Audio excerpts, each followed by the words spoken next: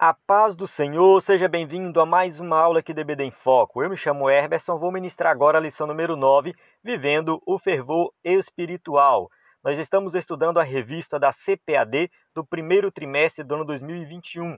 Esta revista maravilhosa que vem falando sobre o verdadeiro pentecostalismo. Já falamos de vários temas aí muito importantes para o pentecostalismo. Falamos sobre o batismo com o Espírito Santo, dons espirituais, fruto do Espírito. Falamos sobre a palavra de Deus, que o pentecostalismo é firmado na palavra. E agora nós vamos falar de um tema que ele é muito importante também, faz parte desse conjunto de temas que fala aí do pentecostalismo, né, que tem a ver também com os temas anteriores. Tá tudo relacionado. Tá? Nesse caso aqui é sobre nós sermos cheios do Espírito Santo. Na verdade, assim, ser cheio do Espírito Santo deveria ser algo contínuo na vida do crente. Tá? Eu digo deveria porque nem todo crente é cheio do Espírito Santo, nem todo crente busca ser cheio do Espírito Santo. Então a gente vai falar nessa aula sobre desse tema que, assim, o ideal é que você, que é professor da EBD e vai ministrar essa aula, você incentive os seus alunos a buscarem mais do Espírito Santo. E se você não é professor da EBD, mas está querendo aprender mais sobre esse tema, quando você terminar essa aula, você tem que, assim, ter mais vontade de buscar mais do Espírito Santo. Então nós temos que ser cheios do Espírito Santo, não é porque estamos envolvidos em uma obra específica, também, tá? Também. Mas é porque, assim, tem muitos crentes que falam assim: ah, eu não sou pregador, eu não sou cantor, eu não toco, eu não evangelizo, eu não tenho nenhuma atividade na igreja. Então, para que eu vou ser cheio do Espírito Santo? Então tem gente que tem esse pensamento. E a ideia é que nós possamos acabar com esse tipo de pensamento. A ideia é o seguinte, é que você tem que ser cheio do Espírito Santo, porque a partir do momento que você for cheio, aí sim você vai despertar no seu coração o desejo de fazer algo diferenciado. Então a gente observa nas Escrituras que não apareceu a obra para depois a pessoa ser cheia, mas é o contrário. Primeiro ela é cheia para depois realizar a obra. Então Pedro foi cheio para depois pregar, Paulo foi cheio para depois pregar, realizar milagres. Jesus foi cheio do Espírito Santo e depois ele realizou vários milagres. Então a gente observa este caminho. Então ser cheio do Espírito Santo é algo que a Bíblia orienta aí para todos os crentes, tá? Sem exceção. Não é somente quem está no ministério, tá? Mas todos os crentes podem sim serem cheios do Espírito Santo. Então a ideia dessa aula é essa, é mostrar que todos nós sim devemos buscar mais do Espírito Santo. E se a Bíblia fala do cheio, é porque tem o vazio. Tá? Então a gente vê aí que se você não é cheio, você está vazio do Espírito Santo. Então tem que buscar mais. Não é que você não tem o Espírito Santo, a gente vai falar disso nessa aula. Tá? Todo crente salvo tem o Espírito Santo, mas o cheio do Espírito Santo tem aí algumas características, que é justamente o que a gente vai falar nessa aula. Eu convido você a acompanhar aqui essa aula que vai ser ministrada com um slide em PowerPoint, 100% baseado na revista, tá? Inclusive um slide que você pode adquirir para usar na sua igreja. Então vamos começar aqui. Primeiro quero falar dos livros, como a passagem da leitura bíblica em classe em Efésios. Eu dei um print aqui, coloquei alguns livros, alguns comentários de Efésios. O que eu consultei, o que eu consultei foi esse do Hernando Dias Lopes, tá? No canto de baixo, aí no lado esquerdo.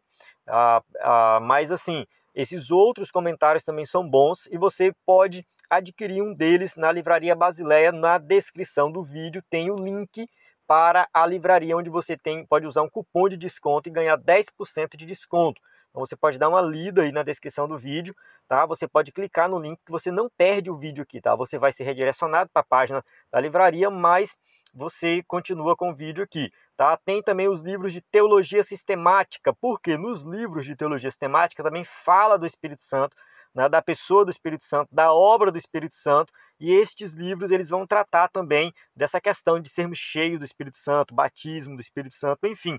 Então aqui tem também, aqui é uma imagem de alguns livros de teologia sistemática que também estão nesse link. Tá? Tem dois links aí na descrição do vídeo que você vai ser redirecionado para a página da livraria e aí você pode adquirir um desses livros. Inclusive está aí a Teologia Sistemática Pentecostal, tá? Que é publicada pela CPAD, que você pode também aí quem sabe, adquirir, estudar e aprender mais com este livro maravilhoso. Então, dentro do site do EBD em Foco também, você pode acessar aí o site, e na descrição do link tem também, né, o site. Se você estiver assistindo o vídeo dentro do site, tá tudo ok, né? Só olhar no menu que tem todo o conteúdo. Agora, se você estiver assistindo esse vídeo em outro lugar, no YouTube, você pode acessar o site, tá? ebdenfoco.com, temos o conteúdo totalmente gratuito, aula em vídeo, áudio, PDF, vídeo de destaque, vídeo de dicas, e nós temos também o conteúdo premium, né, que é da assinatura do EBD em Foco. Quem é assinante tem acesso aos slides em PowerPoint, ao curso baseado no tema da lição, da revista, né?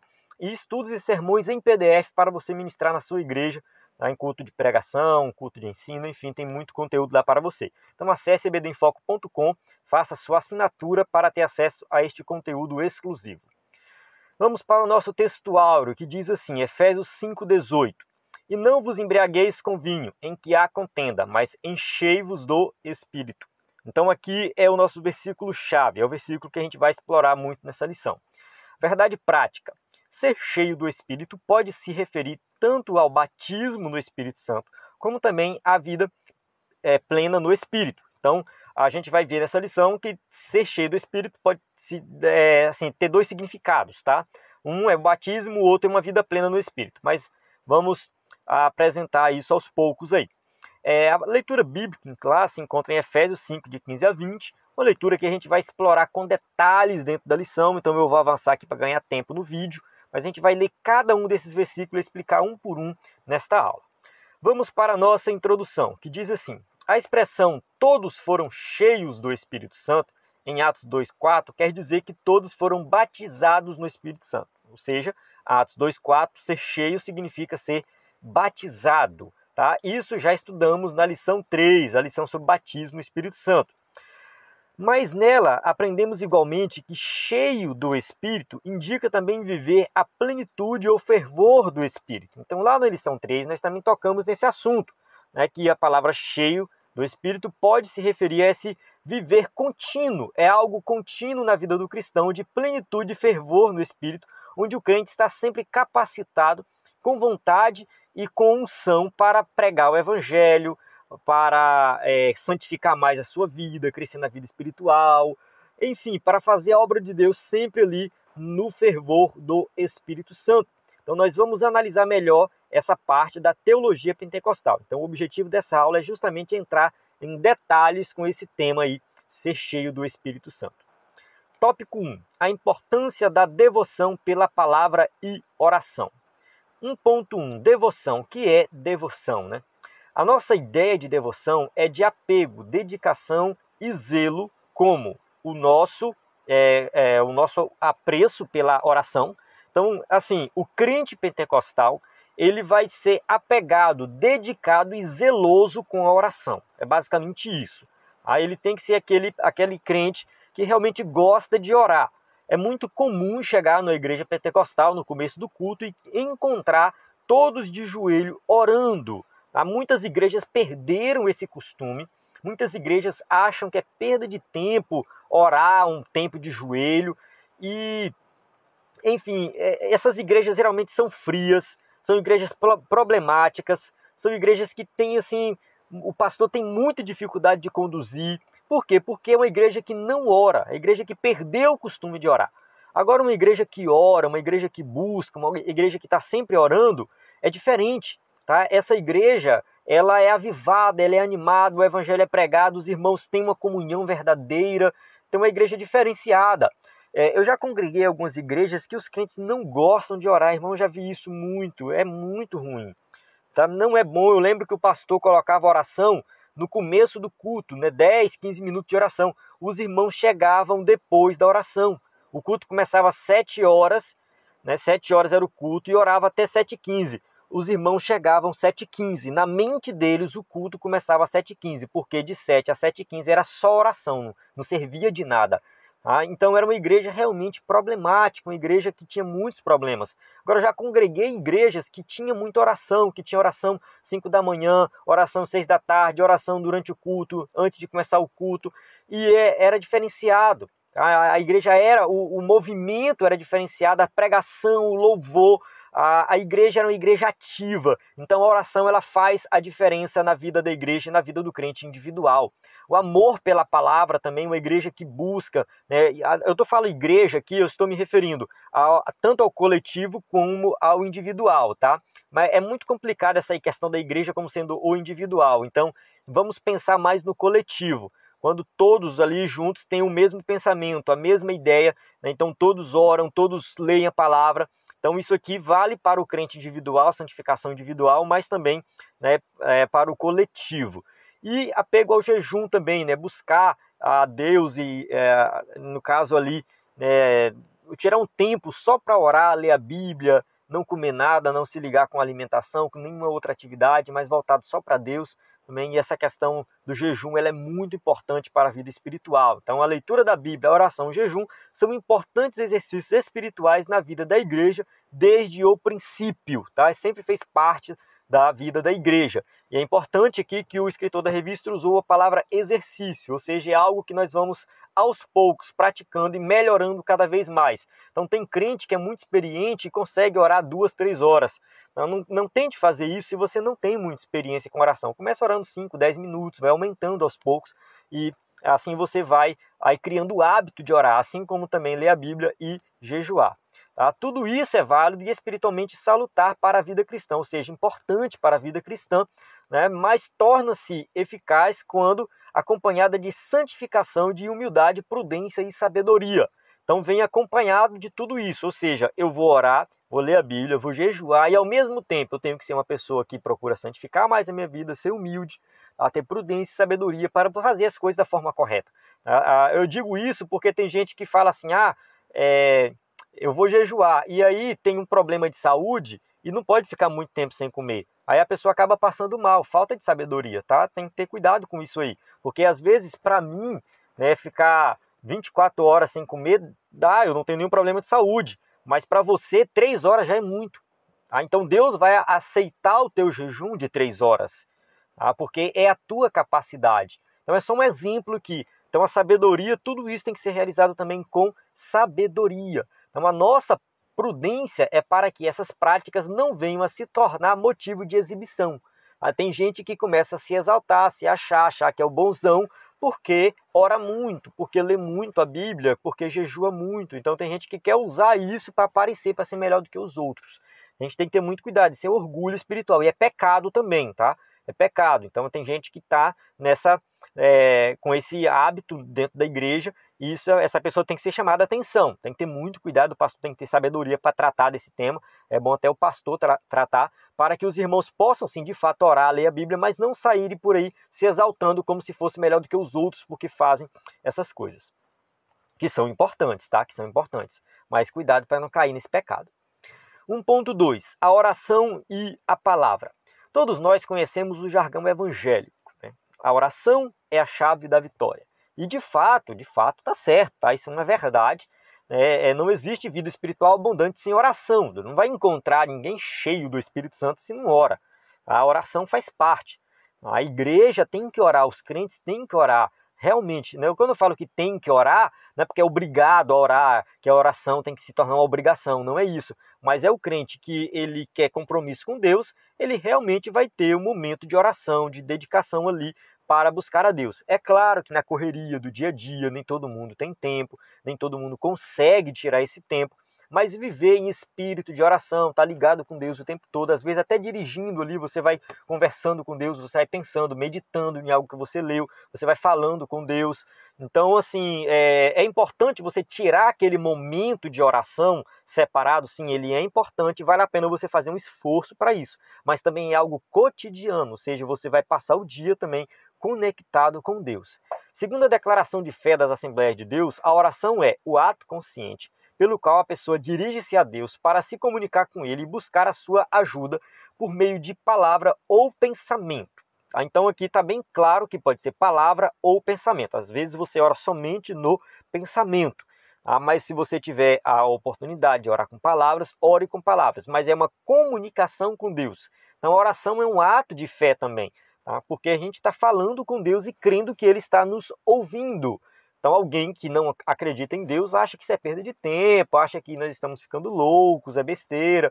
tá? Mas nós temos que crer que Deus existe, que Ele está nos ouvindo e que Ele se preocupa conosco. A gente tem que olhar tudo isso também. Então, a definição de oração aqui, da declaração de fé da Assembleia de Deus, ela realmente contempla aí o significado da oração. Claro que nenhuma definição de oração vai ser completa, mas essa definição aqui, ela é muito boa. Tá? Então, a oração é a alma do cristianismo e expressa a nossa total dependência de Deus. Então, orar mostra que nós dependemos de Deus, que nós não somos nada, que nós não podemos fazer nada e somos dependentes dele para tudo, tá? Para tudo mesmo. Eu sempre falo isso aqui, eu vou falar novamente, que uma vez eu mexendo, eu acho que até hoje eu tenho isso no meu computador, vou ter que dar uma procurada, mas eu mexendo no meu computador, eu achei lá, por acaso, a Bíblia satânica, tá? Não vou dizer que eu estou lendo a Bíblia de Satanás, porque eu não sei nem como é que isso foi parar lá. A gente acaba baixando um monte de coisa e tá lá. E por curiosidade, eu abri essa Bíblia e fui ler um trecho lá, tá? E lá dizia assim, a nós... como é que é? Não, ele falava assim, começava assim, os crentes, né, os que acreditam em Deus, eles quando tem um problema, eles vão orar, eles dedicam tempo na oração, conversando com o ser ali que não vai lhe ajudar. Ele, nesse sentido, essas pessoas, elas deixam de tentar resolver o problema e vão orar, pedir para Deus resolver. Nós, muito pelo contrário, nós não temos esse problema, não perdemos o nosso tempo buscando Deus. Nós procuramos dedicar todo o nosso tempo para resolver o problema por nós mesmos. Ou seja, nós não queremos depender de Deus, nós vamos resolver com a nossa própria força, a nossa própria capacidade. Aí eu parei ali também a leitura, né? Só que, o que eu percebi? Que o que Satanás quer é justamente isso. Que o ser humano, ele pare de buscar a Deus e comece a se esforçar por si mesmo para resolver os seus problemas. Então, a Bíblia satânica, eu não li toda, eu não vou dizer o que tem nela tudo, mas a ideia que eu percebi lá é mais ou menos essa, assim, olha, você não depende de Deus, você consegue sozinho, você pode fazer sozinho, então não vai estar lá muita coisa assim mirabolante relacionada à adoração a Satanás, não é bem isso. Tá? Então traz essa ideia, né, a questão do satanismo, muitas vezes traz a ideia de que o ser humano, ele é o centro, ele consegue fazer. Isso tira a dependência total de Deus. E nós, como crentes, nós acreditamos o quê? Que Deus criou todas as coisas, controla todas as coisas e tudo depende dele. Tudo está no controle dele e a única coisa que nós fazemos é depender, assim, reconhecer a nossa dependência de Deus em todas as áreas da nossa vida. Por mais que eu fale assim, eu estudei para passar no vestibular, mas eu só consegui passar porque Deus agiu. Deus estava lá, eu fiz a minha parte, eu estudei, mas alguma coisa ali tinha que Deus foi lá e agiu e fez com que eu passasse no vestibular. Então, assim, tem tudo. O crente tem que viver na dependência de Deus em todas as áreas da sua vida, em todos os momentos. É isso que mostra que nós, de fato, cremos em Jesus como Salvador, porque nós começamos a depender de Deus em tudo. E a oração, ela é isso, tá? E mostrando aí na prática a nossa dependência de Deus. O próprio Senhor Jesus Cristo tinha o hábito de orar. A Lucas 6,12, num daqueles dias, Jesus saiu para o monte a fim de orar e passou a noite orando a Deus. Jesus foi o nosso maior exemplo de oração, tá? Ele orou muito mesmo, deixou exemplo para nós. Então essa prática particular deve ser espontânea e contínua, né? 1 Tessalonicenses 5,17, orem continuamente, ou em uma outra tradução, orai sem cessar. Então a oração tem que ser o quê? Contínua na vida do cristão. A leitura da Bíblia nos torna sábios e prudentes, tá? 2 Timóteo 3,15, porque desde criança você conhece as sagradas letras que são capazes de torná-lo sábio para a salvação mediante a fé em Cristo Jesus. Então aqui, deixando um pouco o tema oração e falando mais da leitura da palavra de Deus, deixando bem claro aqui que quem lê a Bíblia, quem estuda a Bíblia, vai se tornar mais sábio e vai conhecer mais de Deus e vai crescer mais na vida espiritual. 1.3. O viver sabiamente. Esses exercícios espirituais devem ser colocados em prática no dia a dia, diferentemente do nécio. Tá? Diferente do nécio. Olha só. Vede prudentemente como andais, não como nécios, mas como sábios. O versículo 15 aí do capítulo 5 de Efésios, que a gente está estudando. Tá? Então aqui está o versículo 15. Nós temos que andar como sábios, né? Prudentemente, sabedoria que vem do Espírito Santo. Não como nécios, como loucos, como Paulo usa a palavra nécio aqui, do grego, né? Tolo, sem juízo. Alguém que não tem juízo, que não pensa na hora de tomar alguma decisão, alguém que tem algum problema. Então, assim, a Paulo está usando essa expressão um pouco pesada. Olha, se você não andar de forma prudente, se você não ter sabedoria, você está agindo como louco, certo? Então, assim, nós somos diferentes, tá? Nós somos diferentes nesse sentido, né? Então, Paulo está contrastando a sabedoria cristã que vem do Espírito com a insensatez dos pagãos, ou dos ímpios, ou daqueles que não são crentes. Então, a sabedoria cristã, ela vem do Espírito Santo. É diferente. Quem é sábio, quem tem o Espírito Santo, vive uma vida diferenciada, uma vida equilibrada. Sabe equilibrar as coisas. Não são como as pessoas do mundo que vivem uma vida desequilibrada. Tudo é exagerado. A bebida é exagerada, o sexo exagerado, a ganância, o amor ao dinheiro, o orgulho, o egoísmo, tudo. Tudo isso só vão levando eles para uma situação cada vez mais degradante. Então, agindo como loucos, estão se autodestruindo. Mas aquele que vive pelo Espírito é diferente. A gente já falou de fruto do Espírito, que tem aí, né, tudo a ver com o nosso comportamento. Né, e agora a sabedoria aqui, né, vem do Espírito e vai guiar a nossa vida. No versículo 17 fala assim, ó, portanto, não sejam insensatos, mas procurem compreender qual é a vontade do Senhor. Então, quem tem sábio vai o quê? Priorizar a vontade de Deus, tá? Nas suas decisões e atitudes, no cotidiano e tudo que for fazer. A vontade de Deus é que vai prevalecer. Então, isso só vai agir dessa forma quem é sábio, quem tem o Espírito Santo de Deus. Tá? Somente quem é guiado pelo Espírito. Né? E não focar as aparentes vantagens como faz o mundo. Tá? No mundo tem algo que parece ser vantajoso, mas é só para atrair, né, para algo que vem depois nos destruir. 1.4, remindo o tempo. Tá? Efésios 5,16 fala assim, remindo o tempo, porquanto os dias são maus. Tá? Aqui está falando assim, uma frase, tá? Que é muito profunda, tá? Muito profunda. Ela diz muito mesmo, então vamos analisar um pouco, tá? Muito mais do que parece, né? A palavra remir, tá? Significa o quê? Comprar de novo, resgatar, aproveitar o melhor possível. Então, nesse caso aqui, dependendo do contexto, tá? Quando a gente fala que Jesus nos remiu, tá? Fomos remidos pelo sangue de Cristo, então tem a ver ali com o resgate do pecado. Agora, nesse contexto aqui, remindo o tempo, tem a ver mais com essa questão de aproveitamento, aproveitar da melhor maneira possível. A palavra tempo aqui, kairos, né, significa o tempo no sentido de ocasião, oportunidade. Eu sei que a palavra tempo é uma palavra complicadinha, nós temos aí duas palavras usadas para tempo na Bíblia, kairos e cronos, tá? Mas eu não vou entrar muito em detalhe nesse sentido aqui. Quando fala remindo o tempo, esse tempo aqui é onde nós, como cristãos, temos que saber equilibrar na nossa vida o que nós vamos fazer e o que é mais importante. Porque os dias são maus, as coisas, o tempo está se acabando, o tempo de Deus, ele está chegando ao fim, a gente não sabe quando. Então, remir o tempo tem que ser duas especialidades do cristão que é cheio do Espírito Santo e quer viver uma vida sábia. Então, ele vai se preocupar em usar todo o seu tempo de forma sábia para que ele possa cumprir o propósito de Deus aqui nessa terra.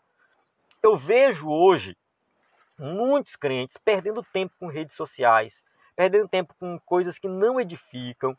Não tem problema nenhum usar rede social, eu uso rede social, aproveito bastante, eu gosto de assistir filme, assistir séries, eu gosto de ler livros, eu procuro me distrair com algumas coisas desse tipo, mas eu sempre me esforço para ter uma vida equilibrada nesse sentido.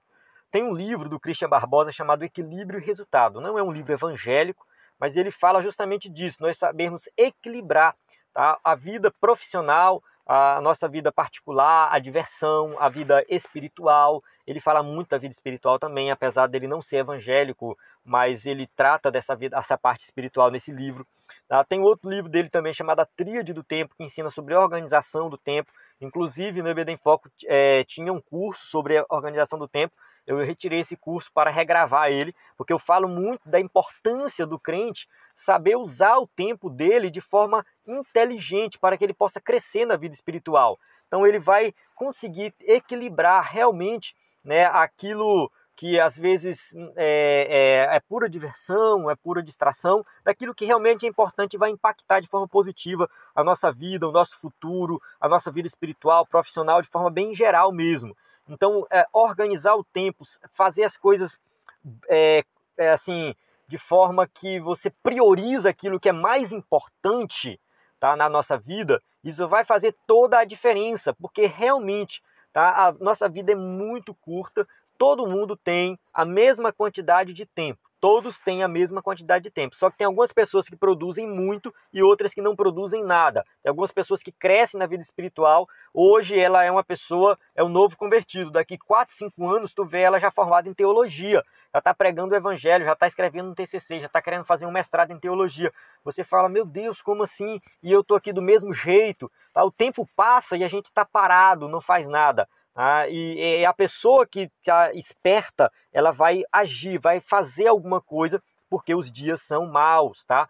Então o crente sabe aproveitar as oportunidades para fazer a obra de Deus, falar de Jesus às pessoas que ainda não conhecem o Evangelho, até mesmo em circunstâncias difíceis. Colossenses 4:5, sejam sábios no procedimento para com os de fora, aproveitem o máximo todas as oportunidades. Então qualquer oportunidade que você tiver, dê um testemunho verdadeiro e pregue o Evangelho, né? Porque, né, tanto hoje como nos dias apostólicos, os dias são maus, tá? Os dias são maus, né? O tempo está chegando ao fim e nós temos que aproveitar ao máximo para fazer a obra de Deus.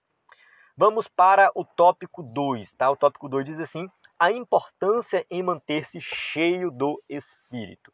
Então, ser cheio do Espírito, como já comentei aí anteriormente, né, já desde o começo, é algo contínuo, tá? Algo contínuo. Eu tenho que me manter cheio do Espírito. 2.1. E não vos embriagueis com vinho, tá? O versículo 18 vai falar aí, né, dessa questão do vinho. A gente não vai entrar muito em detalhes sobre a questão do vinho, que aqui com certeza muitos vão perguntar, o crente pode beber vinho, não pode beber vinho? Tá? Se o professor da EBD for entrar muito em detalhe nisso aqui, ele pode se perder na aula e não cumprir o propósito. Aqui o propósito não é esse. Tá? A gente tem que observar que Paulo está falando da embriaguez. Então vamos falar aqui.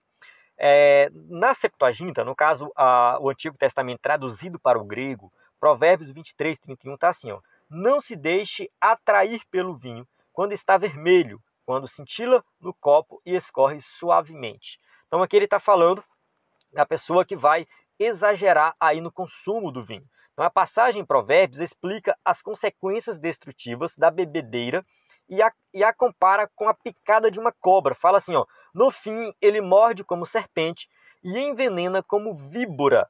Então o vinho ali, a bebida, né, Provérbios 23:32. O vinho, a bebida alcoólica, ela pode parecer algo muito bom no início, mas de repente a pessoa está envenenada, ou seja, ela está numa situação em que ela não tem mais controle de si.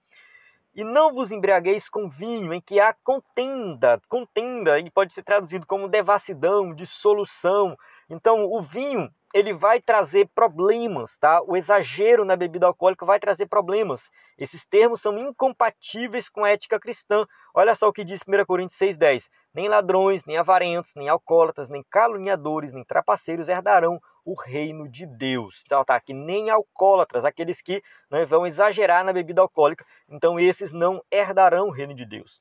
Tá? Mas é muito comum entre os pagãos que procuram buscar a felicidade nos prazeres mundanos, que resultam sempre em desgraças. Então muitas pessoas acham que elas podem ser felizes se elas tomarem muita cachaça, como dizem por aí. Tá? Se elas se embriagarem, elas vão ser felizes. A bebida, segundo eles, traz aquela felicidade, mas é algo momentâneo, é algo que engana, porque depois vem as consequências imediatas daquilo ali. A pessoa pode passar mal, ela pode vomitar, ela pode ter uma dor de cabeça, ela pode ter vários problemas ali.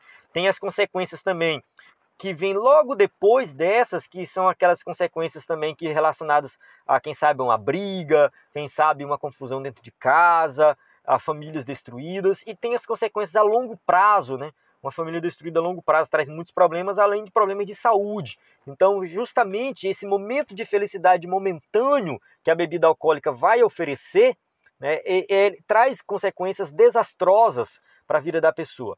Mas aí Paulo fala assim, olha, não faça isso, tá? Não se embriaguem, mas enchei-vos do Espírito Santo. Ou seja, em vez de você agir daquela forma, faça de forma diferente. Agora, como crente, assim, na época que vocês não eram crentes, que vocês serviam ao mundo, ao diabo, eram escravos de Satanás, vocês se embriagavam lá. Agora não.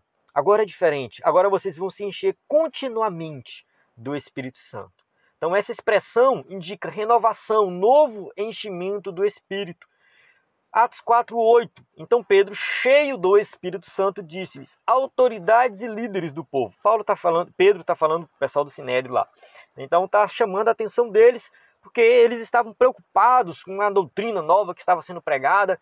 E ali naquele momento, Pedro, cheio do Espírito Santo, vai e prega para eles, vai ensinar, vai falar ali de Jesus para eles. Atos 13:9, né? Então Saulo, também chamado Paulo, cheio do Espírito Santo, olhou firmemente para Elimas e disse, aqui mais uma vez, o cheio do Espírito Santo.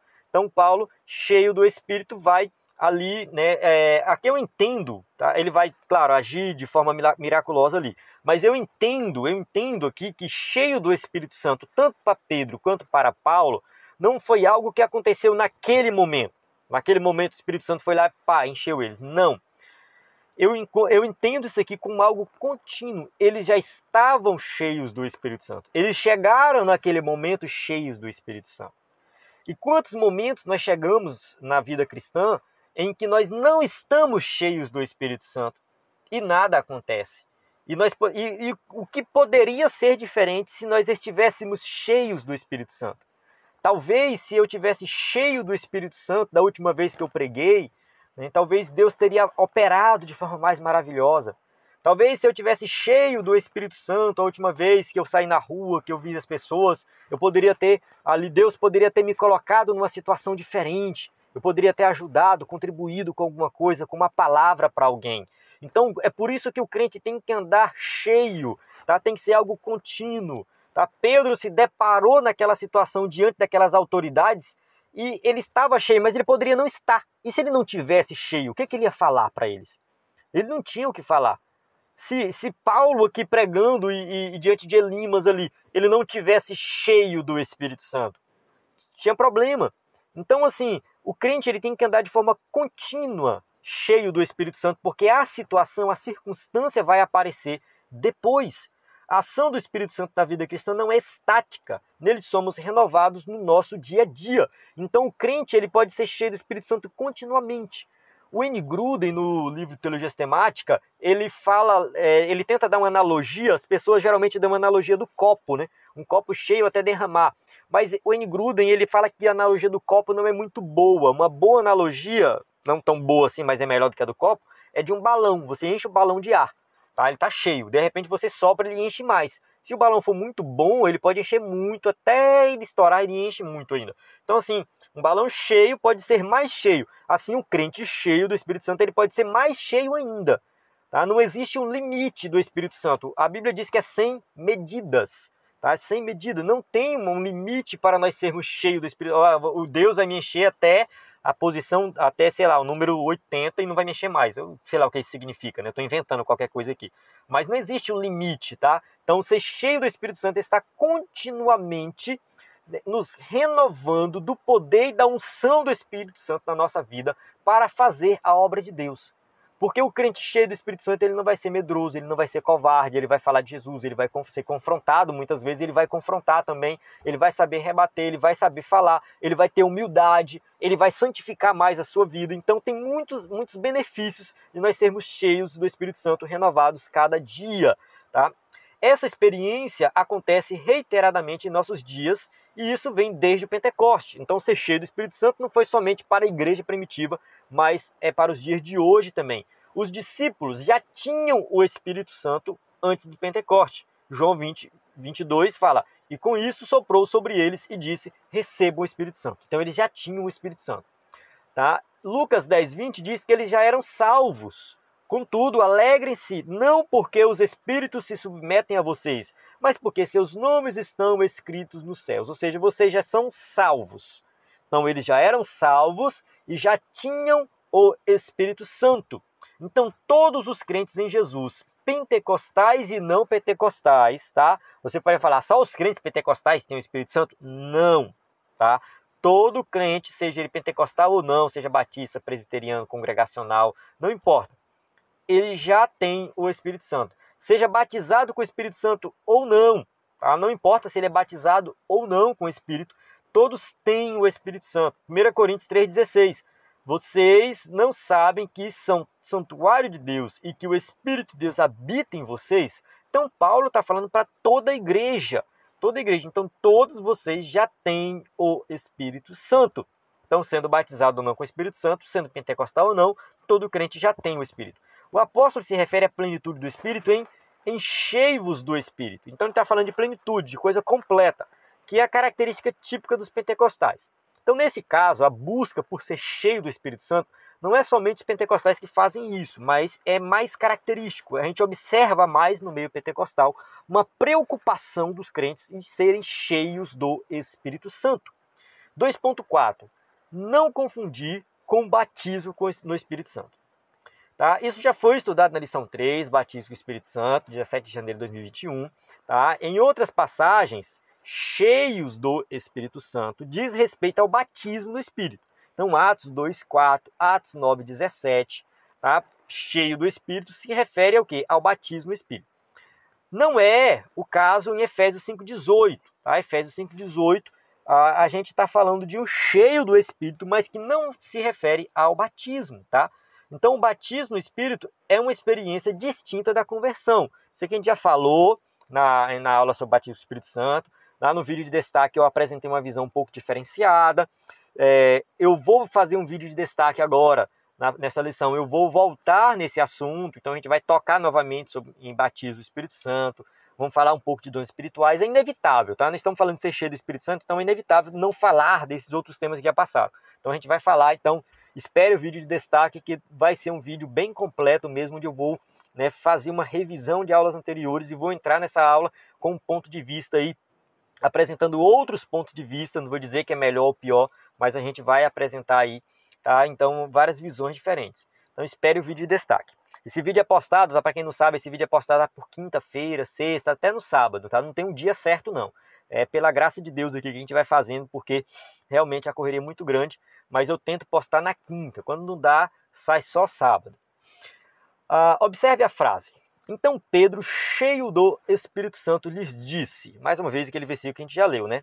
Logo a expressão mostra a dinâmica do Espírito na vida do apóstolo. Ora, Pedro foi batizado no dia de Pentecoste. Então, assim, a gente observa o quê? Que Pedro já tinha sido batizado com o Espírito Santo. E agora ele estava sendo cheio do Espírito Santo. Estava cheio do Espírito Santo. Então, nós podemos dizer que uma coisa puxou a outra, levou a outra. Ele foi batizado e ali no batismo ele foi cheio e ele continuou cheio.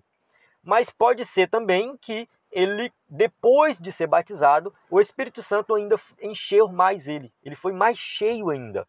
Então pode se referir, no caso, à dinâmica, à plenitude da ação do Espírito Santo na vida dele. Mas não significa que ele foi batizado com o Espírito Santo de novo. Tá? Então, uma coisa é o batismo com o Espírito Santo, outra coisa é o crente ser cheio do Espírito Santo. Tem algumas complicações aqui que a gente vai abordar mais no vídeo de destaque. É que a gente olha no Novo Testamento, antes do derramamento do Espírito Santo. A gente tem Zacarias, que foi cheio do Espírito Santo, ali, no caso o pai de João Batista, né? E a gente tem Jesus também, em vários momentos, sendo cheio do Espírito Santo. Então a gente tem, antes do Pentecoste, também alguma referência sobre o que é ser cheio do Espírito Santo. Então surge aí essa dúvida, né, dentro do ponto de vista da Assembleia de Deus, que o batismo com o Espírito Santo é uma bênção que vem após a salvação, que a gente já estudou na lição 3. Então, o crente ele pode ser cheio do Espírito sem ser batizado com o Espírito, uma vez que Zacarias foi cheio do Espírito e não foi batizado. Então a gente traz essas polêmicas aí. Mas vamos lá, vamos avançar aqui. Tá? Podemos fazer a mesma análise com o apóstolo Paulo. Tá? Paulo também, em Atos 13:9, ele foi cheio do Espírito. Tá? E Atos 9:17 apresenta mais uma vez ele sendo cheio do Espírito, mas é uma referência ao batismo com o Espírito Santo. Ele tinha acabado de se converter, E ali Ananias orou por ele e ele foi cheio do Espírito. Entende-se que ali ele foi batizado com o Espírito Santo. Então são situações distintas.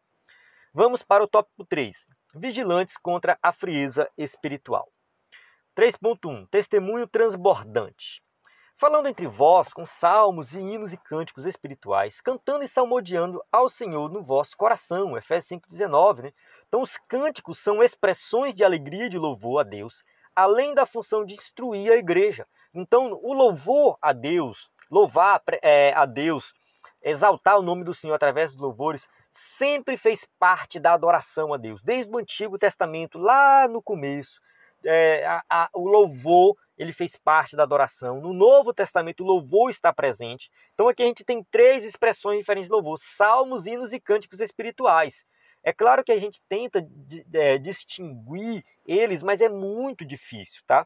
Então os cristãos expressam por meio dos hinos seus anseios, suas esperanças, aquilo que acreditam estar inspirados na vida das personagens bíblicas e nas promessas divinas.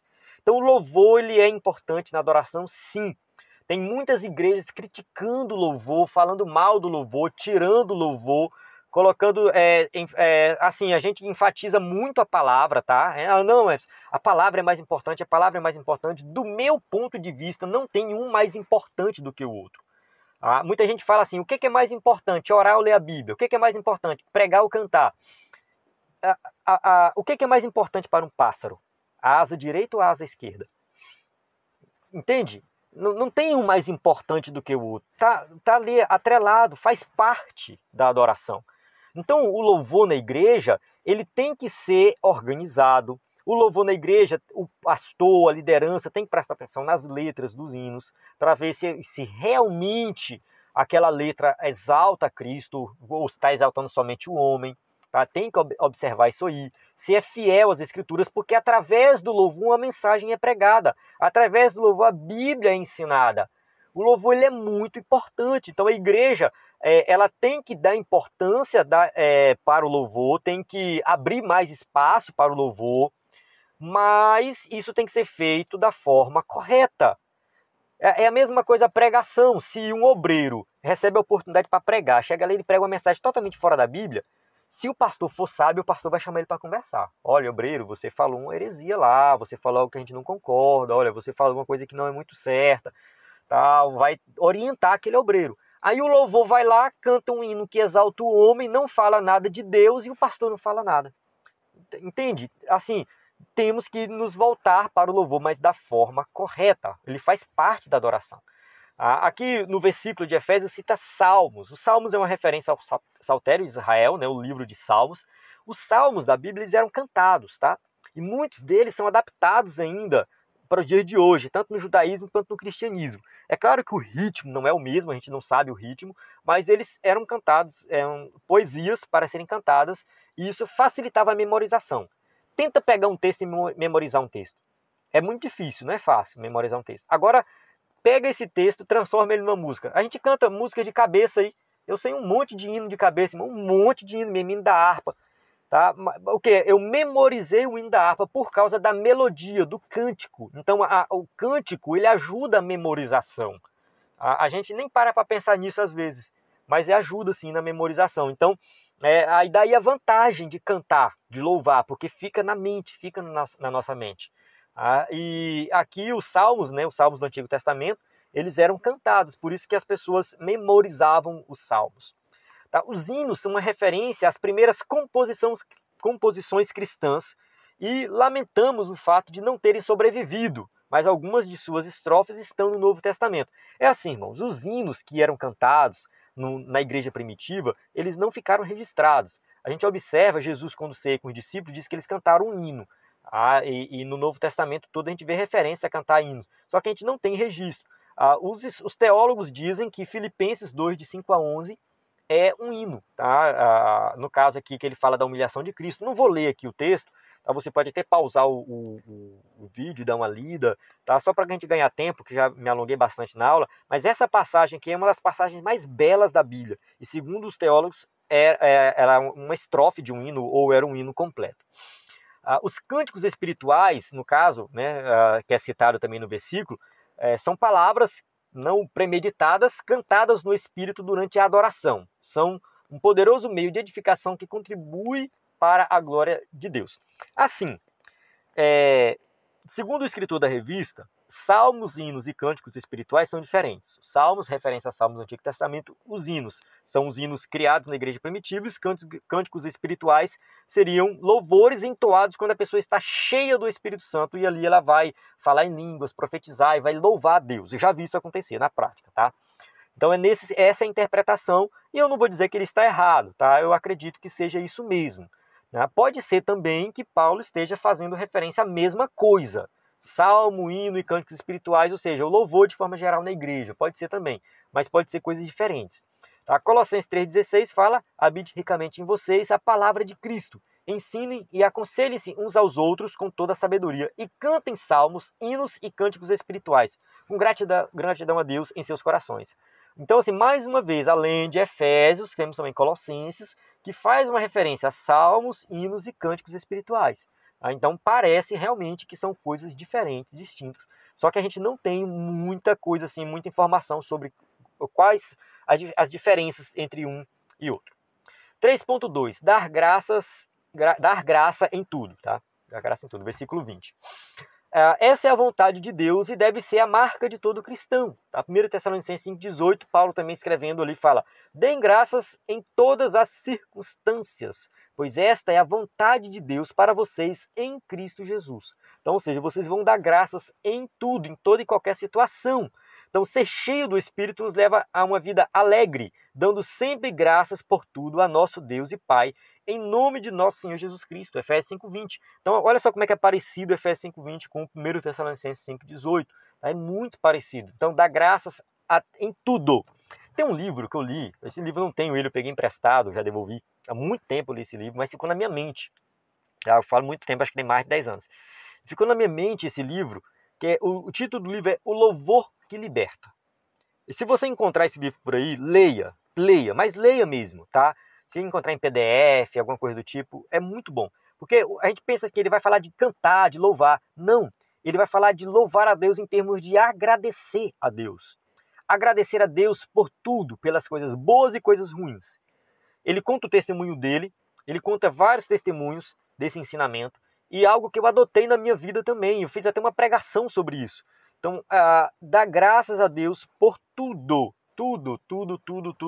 Faz toda a diferença na vida do cristão. Porque é isso que está na Bíblia. Deem graças em todas as circunstâncias. Ele não está falando assim, deem graças somente nas coisas boas e reclame das ruins. Não. Tudo. Efésios, dando sempre graças por tudo. Pronto. Agradecer a Deus, louvar a Deus por tudo. Não importa a circunstância. Faça isso e Deus vai agir na sua vida de forma diferenciada, eu te garanto isso. Eu digo isso, irmãos, porque tem crente que vive reclamando de tudo. Só vive reclamando. É complicado, é uma pessoa que não dá para conviver, não dá para passar 5 minutos perto dela. Então, quando você muda, até o seu relacionamento com as pessoas vai mudar, se você mudar em relação a isso. O Espírito Santo nos capacita a levar uma vida de gratidão a Deus, Pai, centrada em Cristo. Tá? Então, está atrelado Pai, Filho e Espírito Santo. Então, há diversas passagens tripartidas no Novo Testamento, tá? Onde o Espírito Santo aparece com o Pai e com o Filho. Então, a passagem que estamos analisando é uma delas. Então, a gente está falando aqui do Espírito Santo, mas ao mesmo tempo do Pai e do Filho. 3.3. Sujeição. O quebrantamento e a humildade expressam bem a plenitude do Espírito. Então, a pessoa que está na plenitude do Espírito, cheio do Espírito, ele não vai ser uma pessoa arrogante, orgulhosa, vai ser uma pessoa quebrantada, humilde. Então, a submissão é uma consequência de uma vida na plenitude do Espírito, né? Pois o Espírito nos capacita a essa sujeição. Aqui o escritor da revista vai fazer uma aplicação dessa submissão do Espírito, para quem é cheio do Espírito Santo. Aqui 2 aplicações. Uma delas, né, no caso, é com relação às autoridades constituídas. 1 Pedro 2,13 fala assim: por causa do Senhor, sujeitem-se a toda autoridade constituída entre os homens, seja o rei como autoridade suprema, e ele continua. O versículo você pode ler todo o contexto. Então, Pedro está falando aqui, ele usa até a palavra rei, né? Lá no Império Romano não tinha rei, né? Era o imperador. Tá? Mas ele tem em mente o rei do Antigo Testamento, que era aquele rei segundo o coração de Deus, que fazia a vontade de Deus. Então, a autoridade constituída, nós temos que nos sujeitar a essa autoridade, mas, ao mesmo tempo, a autoridade também está debaixo da autoridade divina. Tá? Ela tem que também andar na linha, tá? Tem nesse sentido. Eu tenho que me submeter também aos meus superiores hierárquicos. No caso, 1 Pedro 2,18, temos o exemplo do escravo e do servo, do escravo e do senhor. Escravos, sujeitem-se a seus senhores com todo respeito, não apenas aos bons e amáveis, mas também aos maus. Nesse caso aqui, era a questão cultural da época, a relação trabalhista era mais relacionada à escravidão. A escravidão da época era diferente da escravidão que aconteceu aqui no Brasil, não era escravidão de negros. Qualquer pessoa podia ser escrava, às vezes o cara era médico, mas se envolvia em dívidas e não conseguia pagar suas contas e de repente se tornava um escravo. Tá? Era um médico escravo, então acontecia muito disso naquela época. Tá? Na população, o pessoal diz assim que na população de Corinto, eu vi esse dado em algum livro de teologia, parece que era 600 mil habitantes, e lá tinha, parece que 400 mil escravos. Então, assim, a maior parte da população era escrava. Então, Paulo, muitos crentes eram escravos e a orientação é essa, olha, sujeite-se aos seus senhores, ele está acima de você. Tá? Sirva a ele como se estivesse servindo o próprio Cristo. Tá? Isso vale também nos dias de hoje para patrão e empregado, tá?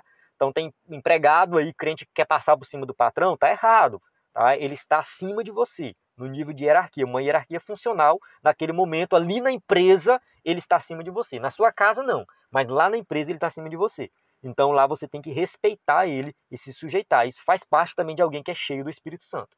Tá? Então essa sujeição deve haver entre os irmãos da igreja também. 1 Pedro 5,5. Né? Então são 3 aplicações, tinha esquecido dessa. Da mesma forma, jovens, sujeitem-se aos mais velhos. Sejam todos humildes uns para com os outros, porque Deus se opõe aos orgulhosos, mas concede graça aos humildes. Então a orientação bíblica é que todos os crentes têm que se sujeitar uns aos outros. Então isso faz parte de quem é cheio do Espírito Santo. Amém? Chegamos à nossa conclusão, que diz assim: o significado de enchei-vos do Espírito é ter a vida cristã na plenitude do Espírito Santo. Isso envolve todos os aspectos da nossa vida, desde os cultos até o lar, desde o lar até o trabalho e a sociedade. Por meio desses testemunhos, é possível observar quem é cheio do Espírito Santo.